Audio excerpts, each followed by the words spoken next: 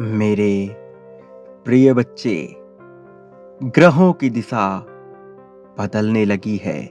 शीतल वायु अब तुम्हारी ओर बहने लगी है। ये विस्तार का समय प्रारंभ हो रहा है।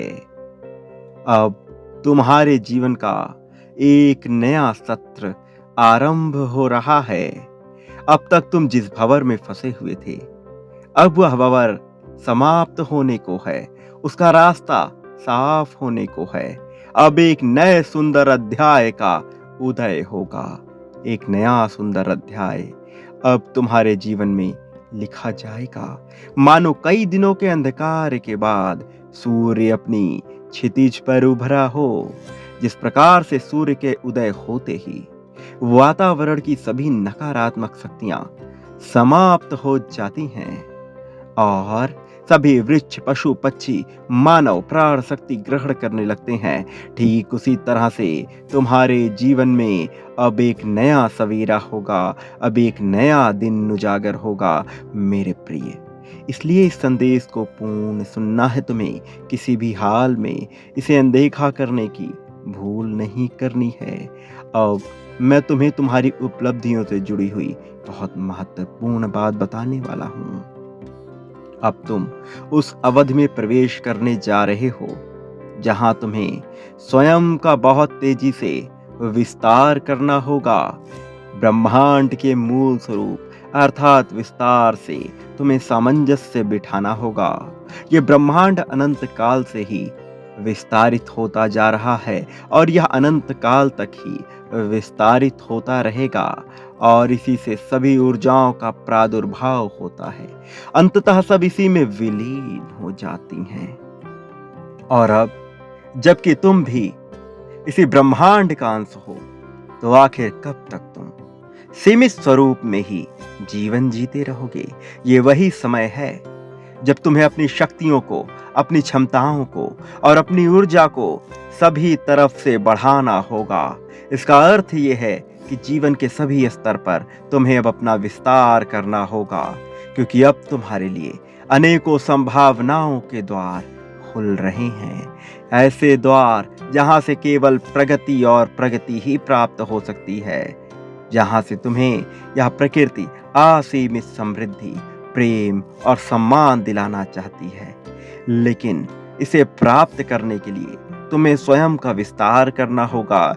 तुम्हें बड़े पैमाने पर अपने आप को देखना होगा। जो तुम नहीं जानते हो उसे जानने का प्रयास करो। उसे जानने का प्रयास करो जो एक है, जो सर्वत्र है, जो हमेशा से था, जो हमेशा रहेगा। इस संसार की बाकी व्यवहारिक ज्ञान से कोई फर्क नहीं पड़ता। यह प्रकृति गुप्त ज्ञान अपने भीतर समेटे बैठी है और इसी गुप्त ज्ञान को जानकर तुम्हें अपने भीतर वृद्धि करनी होगी, अपना विस्तार करना होगा। ध्यान में उतरकर तुम अपनी ऊर्जा का विस्तार करोगे। और जब मैं ध्यान की बात कर रहा हूँ तो मैं गूढ़ ध्यान की बात कर रहा हूँ, तथाकथित उन ध्यानों की नहीं जो समाज ने स्वयं के लिए मान रखा है। मेरे प्रिय, तुम्हारे जीवन में धन, प्रेम, प्रतिष्ठा और पवित्रता का विस्तार होगा। इस विस्तार को तुम्हें स्वीकार करना होगा। यदि किसी कार्य को उसके निर्धारित समय पर किया जाए तो पूरी प्रकृति उस कार्य में सहयोग करती है। इसमें तुम्हारा मनोभाव और तुम्हारी इच्छा शक्ति ये तय करती है कि तुम इस कार्य को कितना आगे लेकर जाओगे। तुम्हारे कर्म इस बात पर निर्धारित होते हैं कि वह कर्म निष्काम है, अर्थात वह कर्म मैं की भावना से किए गए हैं। मैं की भावना से किया हुआ कोई भी कर्म ईश्वर को समर्पित नहीं होता, और जो परमात्मा को समर्पित नहीं होता है वह इस संसार में यूं ही विलीन हो जाता है। उसका कोई मूल्य ना रह जाता है। इसलिए मेरे प्रिय बच्चे, तुम्हें अपने न केवल ज्ञान का विस्तार करना होगा बल्कि अपनी सोच का भी विस्तार करना होगा और स्वयं को कर्ता भाव से मुक्त करके स्वयं को अकर्म की श्रेणी में लाना होगा। जब तुम अकर्म की श्रेणी में ले आओगे तभी तुम्हारा निष्काम कर्म सफल होगा। इस संसार में कोई भी मनुष्य बिना कर्म किए नहीं रह सकता। यदि वह शांत चित्त भाव से चुपचाप बैठा है तो अभी उसका कर्म निश्चित होता रहेगा, तब भी उसका कर्म फलीभूत होता रहेगा, तब भी उसका कर्म चक्र चलता ही रहेगा।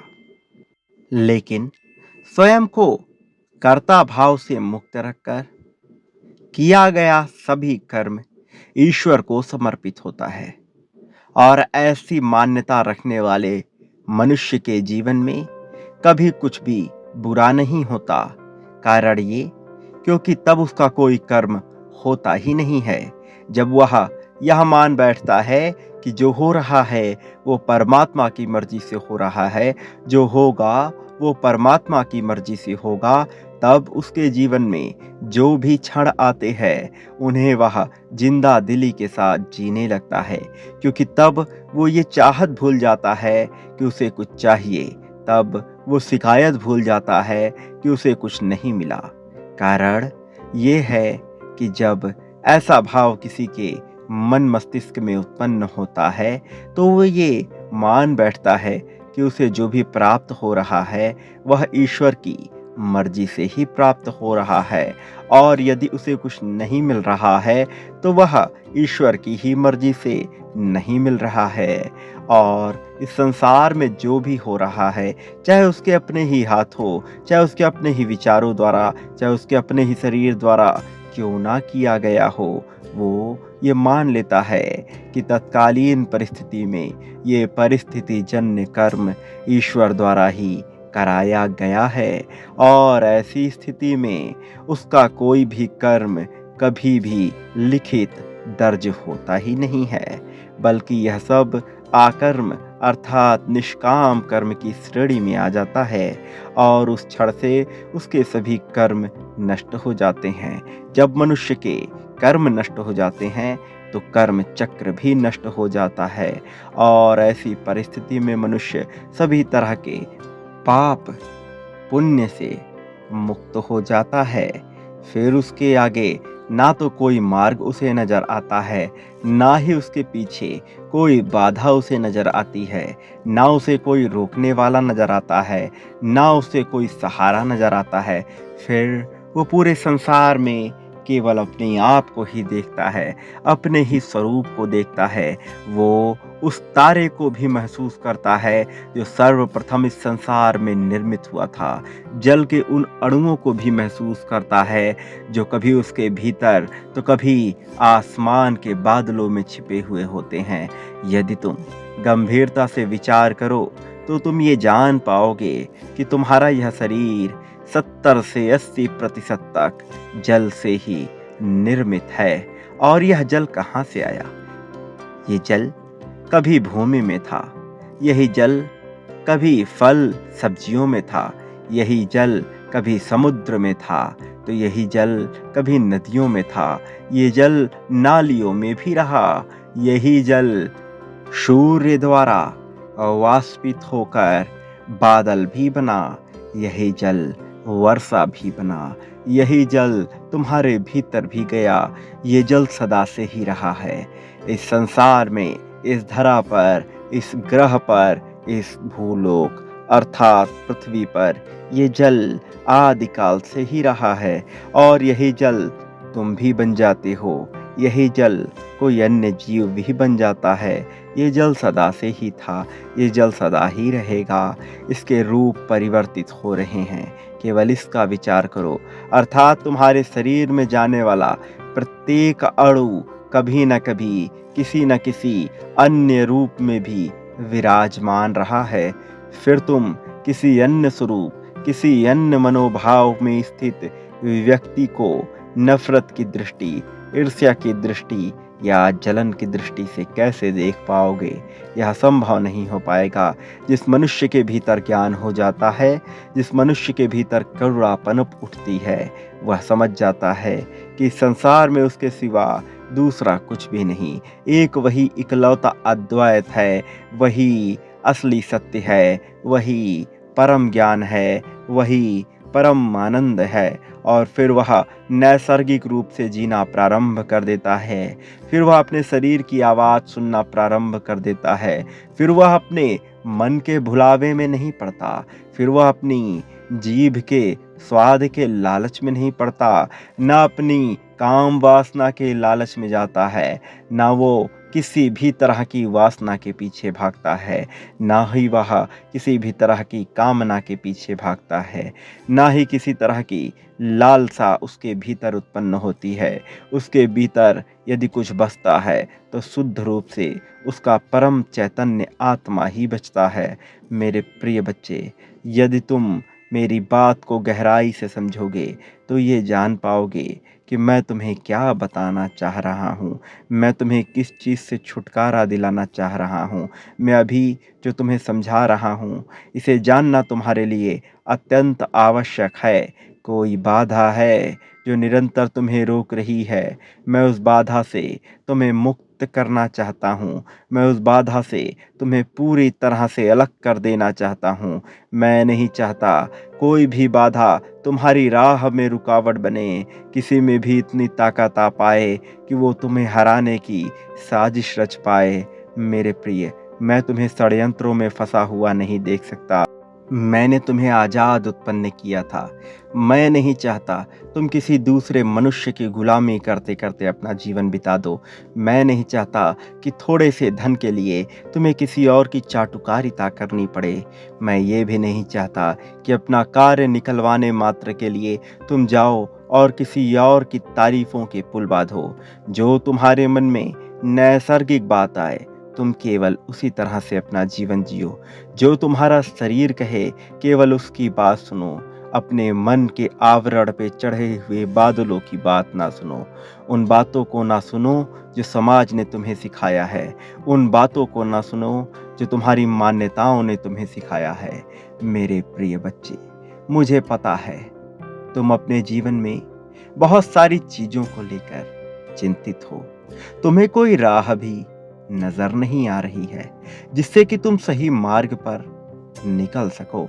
लेकिन अब जबकि समय बदल रहा है और अब जब मैं स्वयं ही आ रहा हूं तुम्हारे पास, तुम्हारी समस्याओं का समाधान लेकर।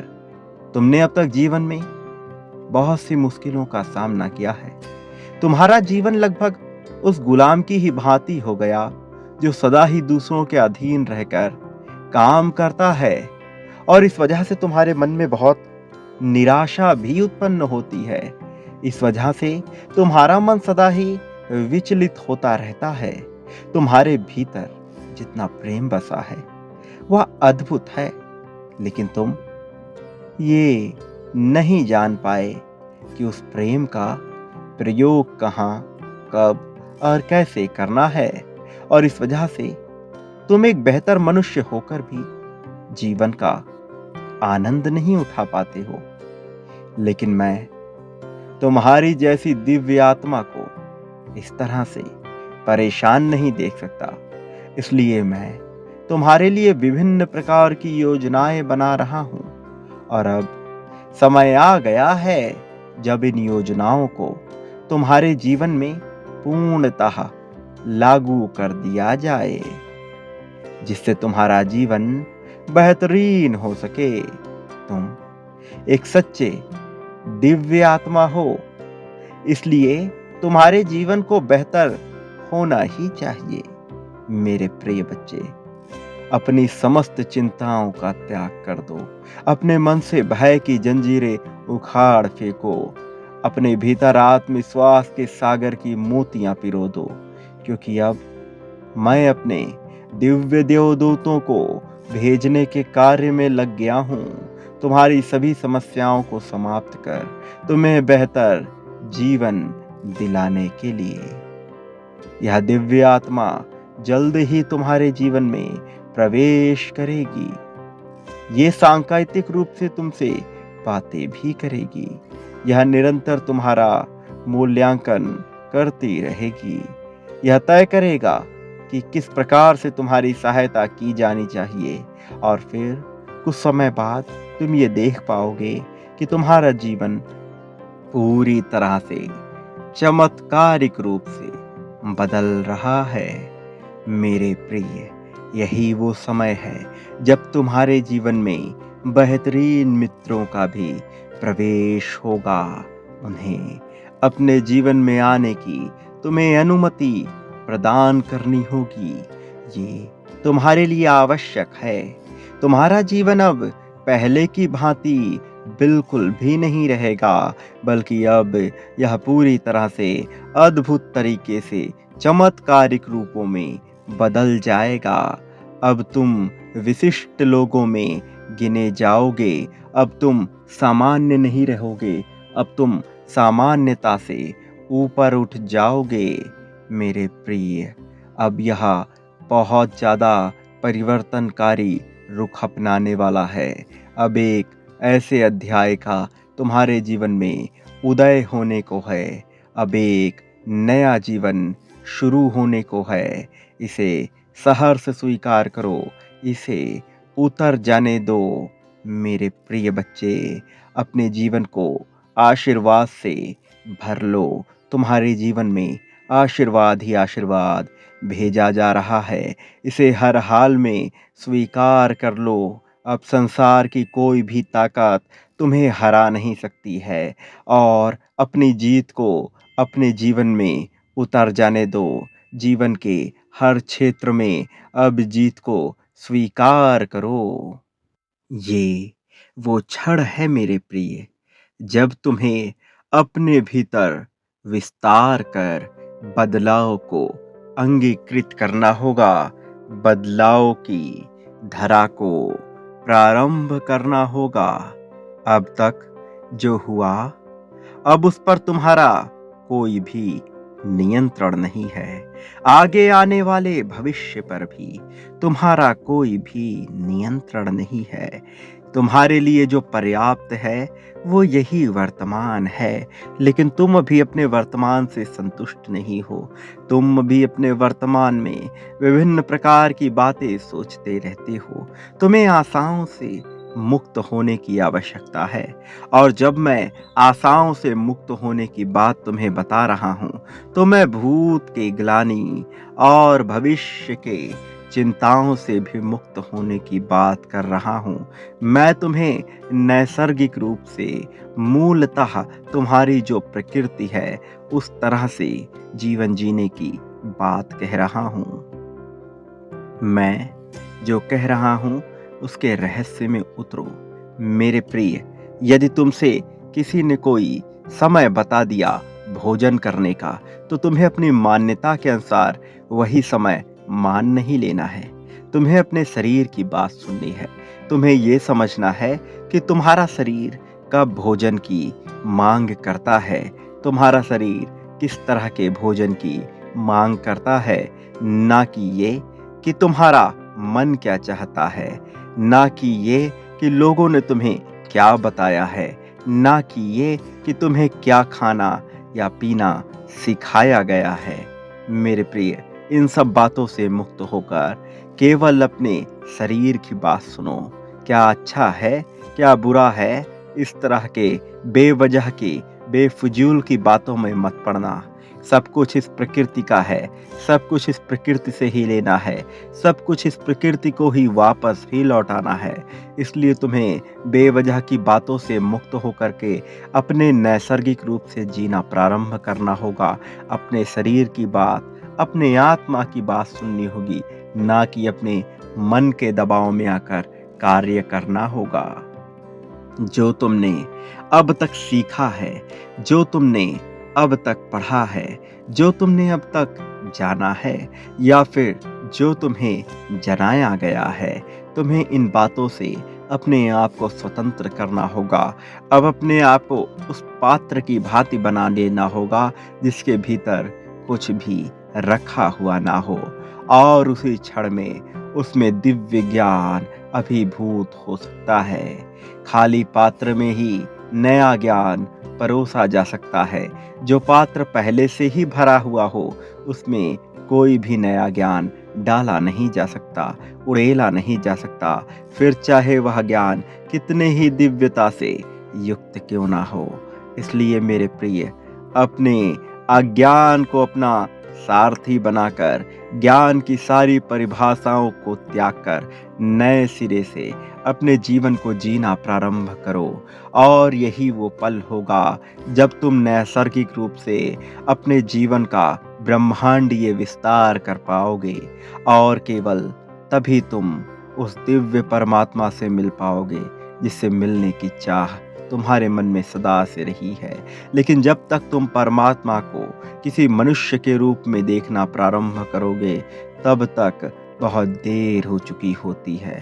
इसलिए तुम्हें ईश्वर को मनुष्य रूप में ना मानकर हर क्षण, हर घड़ी, हर चीज में देखने की प्रक्रिया प्रारंभ करनी होगी। मेरे प्रिय, प्रत्येक जीव अपने अनुसार अपने ईश्वर का निर्माण करता है, लेकिन क्या यह सत्य होता है? क्या यह वास्तविक होता है? क्या एक बिल्ली के मन में ईश्वर की छवि मनुष्य रूप में हो सकती है? क्या उसकी आकांक्षाओं में मनुष्य का भोजन आ सकता है? क्या उसकी आकांक्षा में मनुष्य के जैसा जीवन जीने की चाह आ सकती है? या फिर एक घोड़े के मन में क्या मनुष्य के रूप में ईश्वर का स्वरूप हो सकता है? या उसकी चाहत में मनुष्य के जैसा जीवन जीने की कामना हो सकती है? ऐसा नहीं होता मेरे प्रिय। इसलिए तुम्हें भी ईश्वर को निराकार सत्य के रूप में प्रत्येक अणु में स्वीकार करना होगा। साथ ही तुम्हें यह समझना होगा कि सभी जीव की नैसर्गिक चाहत एक ही होती है। प्रत्येक जीव अपने लिए बेहतर घर की तलाश करता है, बेहतर भोजन की तलाश करता है, बेहतर साथी की तलाश करता है। मौलिक ढांचे के रूप में यह सब कुछ, सबकी चाहत तुम्हें एक समान लग सकती है, सबकी समस्याएं तुम्हें एक समान लग सकती हैं, लेकिन इसमें फिर भी अंतर है, इसमें फिर भी परिवर्तन की गुंजाइश है। इसलिए तुम्हें अपनी चाहत और अपनी गहराई में उतरना होगा, अपनी समस्याओं के अंत तक जाना होगा। केवल तभी तुम इससे छुटकारा पा सकते हो, इससे निजात पा सकते हो। मेरे प्रिय बच्चे, जो मैं कह रहा हूँ, इन रहस्यों को समझने का प्रयत्न करो, नैसर्गिक रूप से इसे जानने का प्रयत्न करो। केवल ऊपरी और सतही बातों में मत रह जाना। शाब्दिक अर्थ निकालने पर आओगे तो अर्थ का अनर्थ हो जाएगा। इसलिए इसकी भावनाओं के अंदर उतरना, इसको भावनात्मक रूप से महसूस करना। तुम्हें लगता है ना कि तुम्हें जीत कब होगी? तुम निरंतर यह प्रश्न करते रहते हो कि वह कौन सा क्षण होगा जब तुम्हें जीत मिलेगी। मेरे प्रिय, मैं तुम्हें बताना चाहता हूँ, मैं तुम्हें समझाना चाहता हूँ कि तुम्हारी जीत तुम्हारे बिल्कुल समक्ष खड़ी है। तुम एकदम जीत के अंतिम छोर तक आ चुके हो। तुम उसे प्राप्त करने ही वाले हो, लेकिन तुम स्वयं के लिए ही बाधा बन रहे हो। तुम्हारा मन बार बार विचलित हो रहा है। तुम एक तरह की चाहत को कभी भी अपना नहीं पा रहे हो। निरंतर तुम्हारी चाहतों में, तुम्हारे सोच में, तुम्हारे वाक्यों में और तुम्हारे हाव भाव में, चाल चलन में परिवर्तन हो रहा है।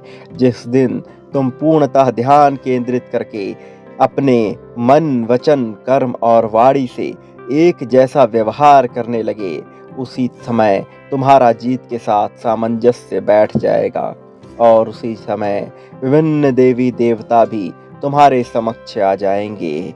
ऐसा नहीं है कि वह तुम्हें दिखाई देंगे, ऐसा नहीं है कि वो तुम्हारे समक्ष मनुष्य रूप में प्रकट हो जाएंगे, लेकिन उनकी शक्तियों का एहसास तुम्हें होता रहेगा। तुम उनकी दिव्यता को इतना तीव्र महसूस कर पाओगे कि जैसा आज तक तुमने पहले कभी भी ना महसूस किया हो। तुम उनके अंतर मन को जान जाओगे।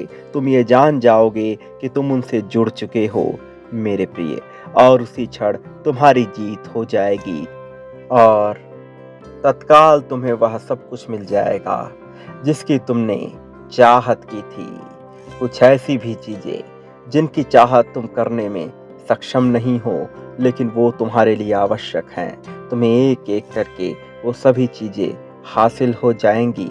वह सब कुछ प्राप्त हो जाएगा जो तुम्हारे जीवन के लिए, आने वाले जीवन के लिए भी आवश्यक है।